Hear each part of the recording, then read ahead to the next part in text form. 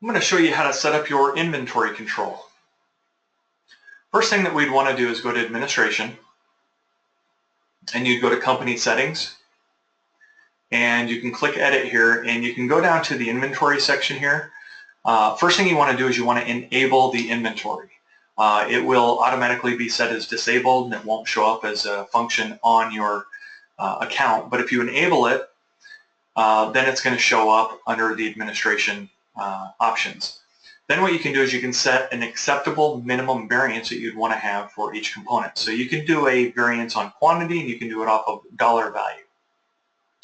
But you can change that to whatever percentage you want. This just means that if they are 10% off of the inventory that you have marked down for their vehicle or the warehouse, that it's still acceptable. Anything over that is going to come in as unacceptable, and it will show up as red in the reports. So once that's set up there, then we can go back and we can be done, go back to Administration, and now that application is going to show up right here under Manage Suppliers. It's called Inventory Management. So the first thing that we would do is manage your locations. We can add a location, and you can select if it's going to be a warehouse location or if it's going to be a truck.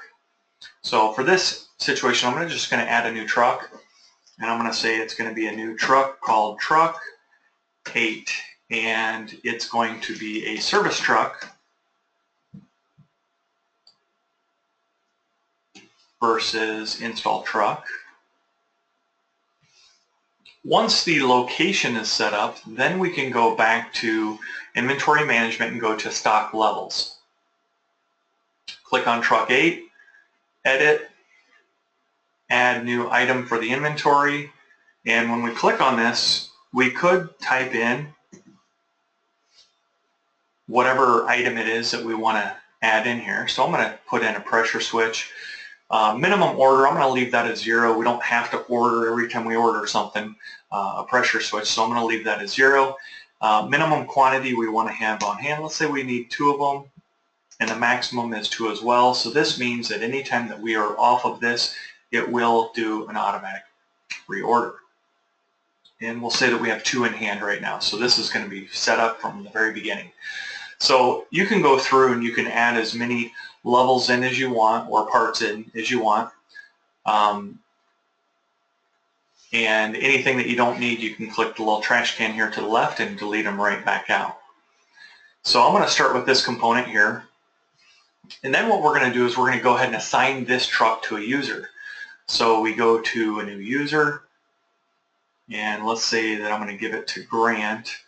I'm going to delete off this truck that he's already on. So what we would do is inventory location. This just says that when this person goes to order components, what location is it going to come from? You can choose if it's going to come from a truck. You can pull it from the warehouse. You can leave it blank, and then it will automatically create order sheets for your suppliers because it's not in inventory. So once it's added to the user, now that user is going to have access to that component. So I'm going to go ahead and sign out and sign back in as Service Technician number 4.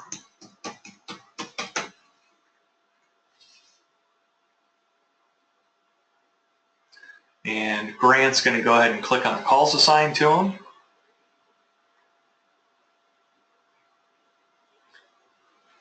And create a new order. Go to the Tasks and Equipment page here, Equipment and Tasks. And we'd add a new item. We're going to go to Service Component, and we're going to go to that item that we added in, which is the pressure switch. And it shows right here, the location of this is right off the service van. There's 2 of them. We're going to add this to the invoice. If there was anything else that we need to add and it's not on that individual's location, it's going to say that this is not being tracked. So it's going to create an order from the supplier that you'd want to buy this from. Once we close out, it adds that component to your invoice area. Price automatically populates. And what we would do to make this, let me go back, I forgot to select the option. We're going to select this option here. Then we can go to Submit. verify everything is correct. Once we submit this order, now it's going to remove it from inventory off Grant's truck. So I'm going to sign back in as administration now.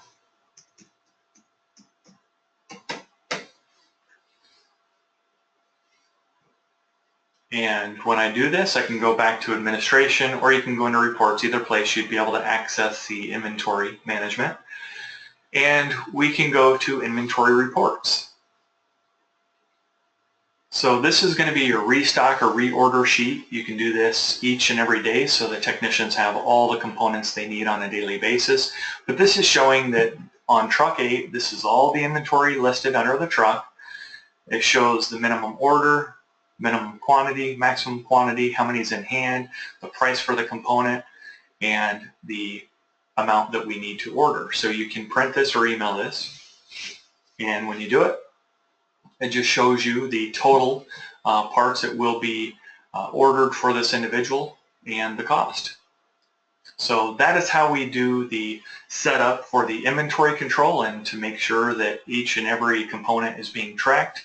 The other thing that you can do as well, if you want to know where things are, you can go to your variance report and you can select truck and see what the variance is and the acceptable limit. So this person is supposed to have 2 of these components, only has 1.